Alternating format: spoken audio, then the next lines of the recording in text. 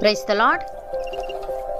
ఈరోజు దేవుని వాగ్దానము, నీవు యెహోవాని ఎరుగునట్లు నేను నమ్మకమును బట్టి నిన్ను ప్రదానము చేసుకొందును.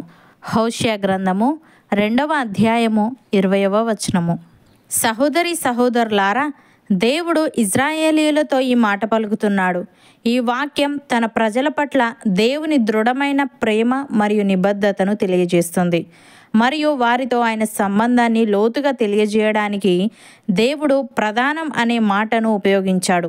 పాత నిబంధనలో దేవుడు మరియు ఇజ్రాయేలు మధ్య సంబంధం వివాహబంధంగా వివరించబడింది. దేవుడు నమ్మకమైన భర్తగా మరియు ఇజ్రాయేలు అతని ప్రియమైన వధువుగా మనము చూస్తాం. ఇది దేవుని ప్రేమ యొక్క లోతును, సన్నిహిత వ్యక్తిగత సంబంధం కోసం ఆయన కోరిక మరియు ఆయన ప్రజలు ఆయనకు ప్రత్యేకంగా ఉండాలనే అభిలాషను తెలియజేస్తుంది. ఇజ్రాయేలీలు అవిశ్వాసం మరియు అవిధేయత కలిగి ఉన్నప్పటికీ దేవుడు వాటిని తొలగించడానికి, వారిని విశ్వాసపాత్రులుగా చేయడానికి ఇష్టపడుతున్నాడు. అందుకే అమితమైన ఆయన ప్రేమను, కృపను, కనికరాన్ని వారిపై చూపిస్తున్నాడు. ఇది తన ప్రజలతో లోతైన వ్యక్తిగత సంబంధం కోసం దేవుని కోరిక యొక్క లోతైన స్వభావాన్ని వివరిస్తుంది.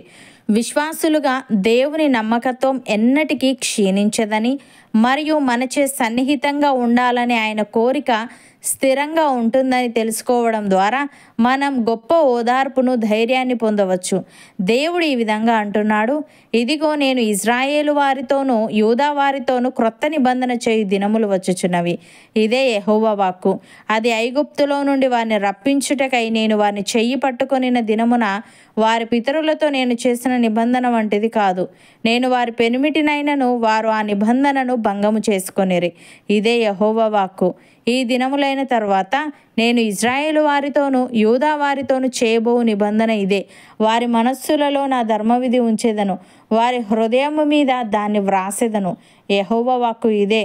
నేను వారికి దేవుడనై ఉందును, వారు నాకు జనులగుదురు. వారు మరి ఎన్నడూను యెహోవాను గూర్చి బోధనొందుదము అని తమ పొరుగు వారికి గాని తమ సహోదరులకు గాని ఉపదేశము చేయరు. నేను వారి దోషములను క్షమించి వారి పాపములను ఇకనెన్నడూను జ్ఞాపకము చేసుకొనను గనుక అల్పులేమి ఘనులేమి అందరూ నన్నెరుగుదురు. ఇదే యెహోవా వాక్కు అని. ప్రియులారా, మన ప్రభువైన యేసుక్రీస్తు యొక్క తండ్రి యగు దేవుడు స్తుతింపబడునుగాక. ఆయన క్రీస్తునందు పరలోక విషయములలో ఆత్మ సంబంధమైన ప్రతి ఆశీర్వాదమును మనకు అనుగ్రహించెను. ఎట్లనగా తన ప్రియుని యందు తాను ఉచితముగా మనకు అనుగ్రహించిన తన కృపా మహిమకు కీర్తి కలుగునట్లు తన చిత్త ప్రకారమైన దయా సంకల్పము చొప్పున యేసుక్రీస్తు ద్వారా తనకు కుమారులనుగా స్వీకరించుటకై మనలను ముందుగా తన కోసము నిర్ణయించుకొని మనము తన ఎదుట పరిశుద్ధులమును నిర్దోషులమునై ఉండవలనని జగత్తు పునాది వేయబడక మునిపే ప్రేమ చేత ఆయన క్రీస్తులో మనలను ఏర్పరచుకొనెను. దేవుని కృపా మహదైశ్వర్యమును బట్టి ఆ ప్రియుని యందు ఆయన రక్తము వలన మనకు విమోచనము, అనగా మన అపరాధములకు క్షమాపణ మనకు కలిగి ఉన్నది. కాలము సంపూర్ణమైనప్పుడు జరగవలసిన ఏర్పాటును బట్టి ఆయన తన దయా సంకల్పము చొప్పున తన చిత్తమును గూర్చిన మర్మమును మనకు తెలియజేసి మనకు సంపూర్ణమైన జ్ఞాన వివేచన కలుగుటకు ఆ కృపను మన ఎడల విస్తరింపజేసెను. అపోస్తలుడైన పౌలు ఈ విధంగా అంటున్నాడు, మన క్రియలను బట్టి కాక తన స్వకీయ సంకల్పమును బట్టి అనాది కాలముననే క్రీస్తు యేసును మన రక్షకుని ప్రత్యక్షత వలన బయలుపరచబడినదియునైన తన కృపను బట్టి మనలను రక్షించి పరిశుద్ధమైన పిలుపుతో ఆయన మనలను పిలిచెను. ఆ క్రీస్తు యేసు మరణమును నిరర్ధకము చేసి జీవమును, అక్షేతను సువార్త వలన వెలుగులోనికి తెచ్చెను. ఆ సువార్త విషయములో నేను ప్రకటించువాడను గాను, అపోస్తలుడను గాను, బోధకుడను గాను నియమింపబడితిని. ఆ హేతు చేత ఈ శ్రమలను అనుభవించుచున్నాను గాని నేను నమ్మిన వాణ్ణి ఎరుగుదును గనుక సిగ్గుపడను. నేను ఆయనకు అప్పగించిన దానిని రాబోచున్న ఆ దినము వరకు ఆయన కాపాడగలడని రూఢిగా నమ్ముకొనుచున్నాను అని. సహోదరి సహోదరులారా, మనము సంపూర్ణ జ్ఞానమును, ఆత్మ సంబంధమైన వివేకమును గలవారమును, దేవుని చిత్తమును పూర్ణముగా గ్రహించిన వారమునై ప్రతి సత్కార్యములో సఫలులమగుచు, దేవుని విషయమైన జ్ఞానమందు అభివృద్ధి పొందుచు, అన్ని విషయములలో ప్రభువును సంతోషపెట్టునట్లు ఆయనకు తగినట్టుగా నడుచుకొనుచు, ఆనందముతో కూడిన పూర్ణమైన ఓర్పును, దీర్ఘశాంతమును కనుపరుచునట్లు ఆయన మహిమా శక్తిని బట్టి సంపూర్ణ బలముతో బలపరచబడుతూ తేజోవాసులైన పరిశుద్ధుల స్వాస్థ్యములో పాలివారమగుటకు మనలను పాత్రులనుగా చేసిన తండ్రికి మనము కృతజ్ఞతాస్తుతులు చెల్లింపవలసిన వారమై ఉన్నాము. అవును అన్నవారు నాతో పాటు ప్రార్థనలో ఏకీభవించండి. పరిశుద్ధుడా, ప్రేమగల తండ్రి, నీ ప్రజల పట్ల నీకున్న దృఢమైన ప్రేమ మరియు నిబద్ధతను బట్టి నీకు స్తోత్రములు.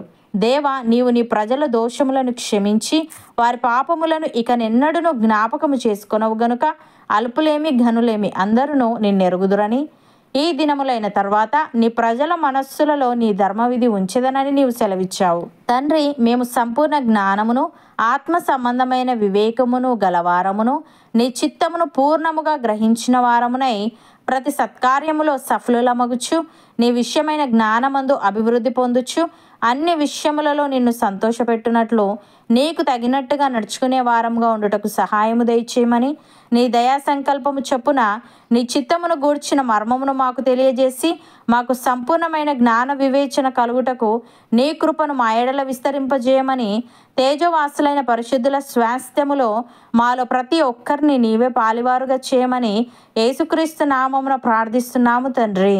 ఆమెన్.